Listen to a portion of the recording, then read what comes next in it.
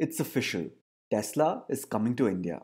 Earlier this year, Tesla set up a 30,000 square foot office in Bangalore. This wasn't sudden though. Elon Musk has expressed an interest in India for quite a while now.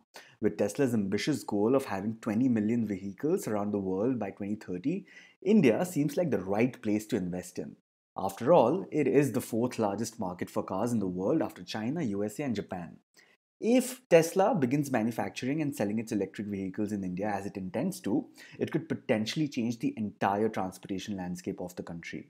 They faced a unique set of challenges while entering China, but were successful in wooing the government to reduce taxes and eventually building their Shanghai Gigafactory.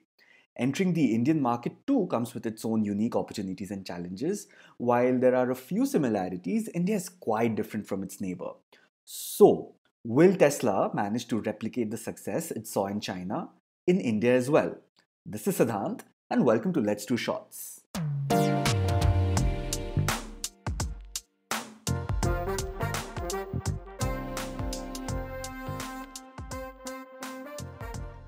Elon Musk recently said that he wants to bring Tesla to India, but the import duties here are the highest in the world. Moreover, clean energy vehicles are treated the same as diesel or petrol. In India, import duties are particularly high because of the country's policy to encourage local manufacturing and boost domestic players, all in line with the government's Make in India program. The flip side is that this is preventing many foreign players like Tesla from setting up shop here. India charges a 100% tax on high end imported cars. If you went to buy a Tesla in India, the car would literally cost double the original price in the US. Tesla has consistently been lobbying in India to cut these taxes to 40%.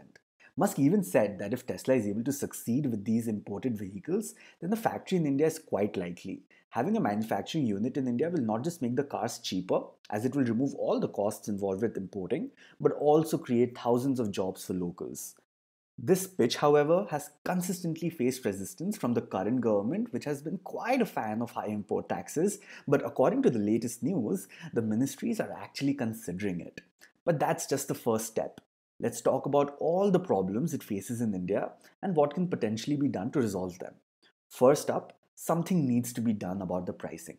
Right now, the cheapest Tesla, which is the Model 3, goes for about 30 lakh rupees.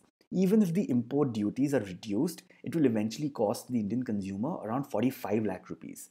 That's a lot of money to shell out for a sedan, considering you can get another one for as low as 6 lakhs. The average Indian consumer is very frugal.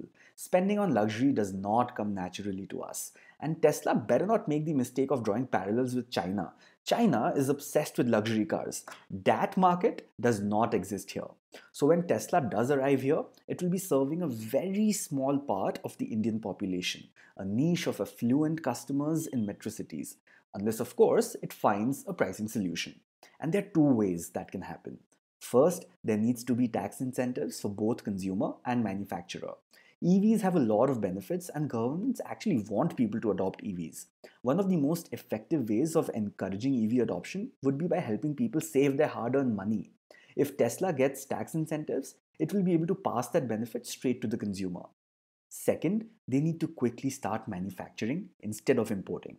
That will make the cars a lot more affordable and logistics a lot more manageable. Now, instead of waiting 3 months for their car to arrive after paying way more than the original price, people could drive their car out of a showroom instantly for a lot less. The second challenge is that there is absolutely no charging infrastructure in India. In the West, many EV owners don't even have home chargers. They rely on public charging stations which are located all over towns and cities.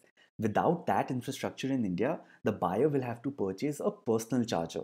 Not only does that add to the cost, but where do you install it? We don't have personal garages in our homes. Most Indians live in apartments with shared parking spaces, which may or may not have a plug point next to it. So, building public charging points will have to be done, at least in the top cities, which are expected to be Tesla's primary markets in India, just like petrol pumps. This will also help with the range anxiety issue for people who are worried about running out of juice while out and about. Third, and most importantly, there needs to be a change in mindset. Regardless of whether Tesla comes or not, the government needs to replace petrol and diesel cars on the road with electric vehicles, whichever car maker it belongs to. How can that be done?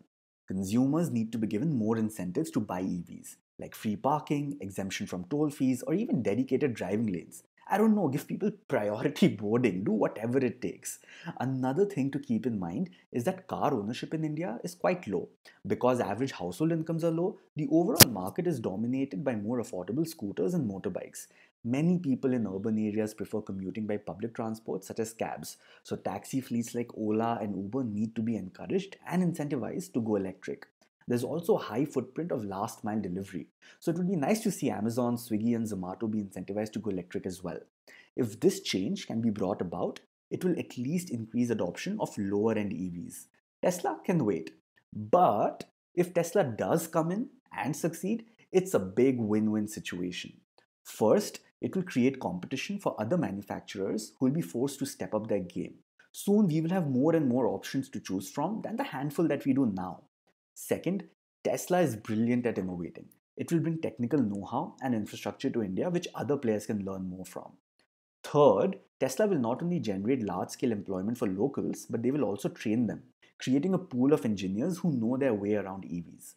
Fourth, if the company is successful in manufacturing in India, it can start exporting EVs to other countries too, just like it's doing from the Shanghai factory. Now, this would be a big win for Tesla.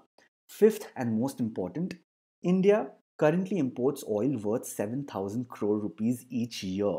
Mass adoption of EVs will bring this down as demand for oil will go down. It's undebatable. India needs to adopt EVs. We have the third highest carbon emissions in the world, yet we are 50th in EV adoption. The government has a goal of having 30% EVs by 2030, but it's doing very little to encourage Indian consumers to drive these vehicles or auto manufacturers to make them. Compared to other nations, the United States is aiming for 50% adoption by 2030, whereas China is looking at 100% adoption by 2035. It would be really cool if Tesla found a way to work in tandem with the government because it does enjoy brand recognition in India. Tesla plans on launching the Model 3 in October this year, right ahead of the festive season. And for those wondering, yes, it will cost about 60 lakh rupees. Tesla will bring the Model S and Model X next year, which will cost about 1.5 crores and 2 crores respectively. For now, it's clear that the brand will be accessible only to the super rich. But if Tesla is able to figure out the cost and build India's EV infrastructure, it might build a gigafactory here too. And that will change everything.